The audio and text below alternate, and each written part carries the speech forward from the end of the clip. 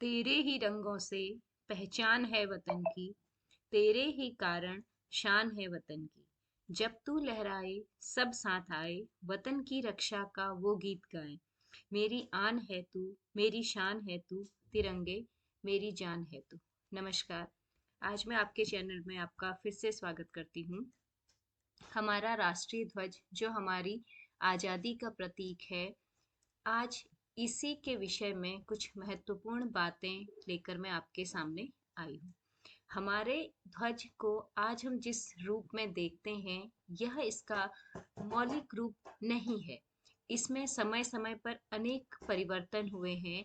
उसके बाद अब हम जिस ध्वज को अपनाते हैं, ये कई परिवर्तनों के बाद हमें इसका ये स्वरूप मिला है।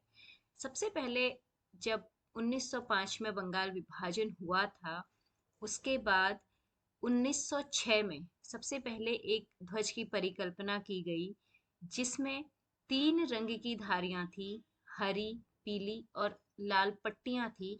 सबसे ऊपर हरी पट्टी थी जिसमें कमल के फूल बने थे। फिर वंदे मातरम लिखा हुआ बीच की पट्टी जो पीले रंग की थी, और उसके बाद सबसे नीचे था लाल रंग की पट्टी जिसमें एक अर्धचंद्र और सूर्य की छवि थी। इसमें बीच की पट्टी में मुख्य रूप से वंदे मातरम लिखा हुआ था। फिर 1907 में इसे थोड़ा सा परिवर्तित किया गया। मूल स्वरूप यही था, बस जो सबसे ऊपर जो कमल के फूल थे, इसकी जगह सारे सूर्य इसमें आ गए थे। फिर अगला जो इसका बड़ा इसमें एक परिवर्तन आया, वो आया 1917 में। होम रूल आंदोलन का ध्वज जिसे हम कह सकते हैं, और जिसमें बाल गंगाधर तिलक और एनी बेसेंट ने प्रमुख भूमिका निभाई थी। होम रूल आंदोलन में ये मुख्य नाम हमारे समक्ष आते हैं।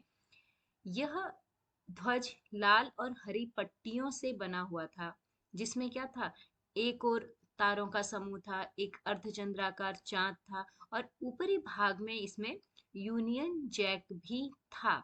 ठीक है, जो क्या था, कहीं ना कहीं ये था कि एक विद्रोह इस यूनियन जैक के खिलाफ दर्शाने के लिए इस झंडे को एक प्रतीकात्मक रूप में इन्होंने अपनाया।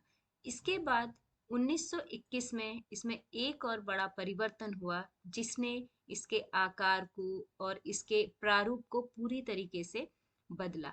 भारतीय कांग्रेस पार्टी इस समय मुख्य अग्रणी भूमिका में आ रही थी।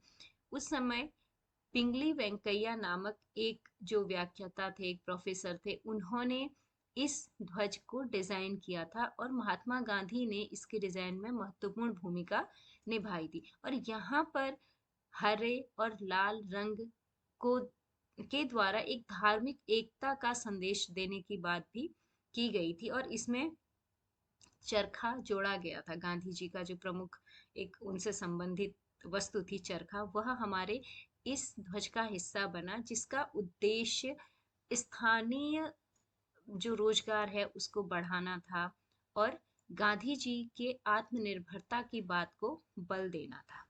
उसके बाद 1931 में इसमें थोड़ा सा और परिवर्तन किया गया।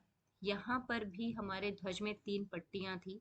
सबसे ऊपर केसरिया रंग की पट्टी, बीच में सफेद रंग की पट्टी, और सबसे नीचे हरे रंग की पट्टी थी। इसमें जो बीच की पट्टी थी, उसमें चक्र की जगह जो हमारा चरखा था गांधी जी का, उसे ही इसमें भी दिखाया गया था। और यह 1923 में नागपुर में जब ब्रिटिश शासन के खिलाफ एक विरोध प्रदर्शन किया जा रहा था, वहां पर इस ध्वज को एक आधिकारिक ध्वज के रूप में मान्यता दी गई थी। उसके बाद हमारा आज का जो हम ध्वज अपना इस्तेमाल करते हैं, जो हम वर्तमान समय में जिस ध्वज की बात करते हैं, इसका स्वरूप हमारे सामने आया। ये था तिरंगा, जिसमें सभी को मालूम है कि इसमें 3 रंग की पट्टियां हैं। सबसे ऊपर केसरिया रंग है, बीच में सफेद रंग की पट्टी है, सबसे नीचे हरे रंग की पट्टी है। और इसमें जो परिवर्तन हुआ वो ये था कि चक्र को इसमें स्थान दिया गया, जो पहले चरखे का स्थान था, जिसमें 24 तीलियां हैं। इन रंगों का क्या महत्व है, ये आप सभी जानते हैं। तो ये एक संक्षिप्त सी जानकारी है कि हमारे राष्ट्रीय ध्वज में 1905 से लेकर अभी तक कैसे कैसे इसका स्वरूप बदला है।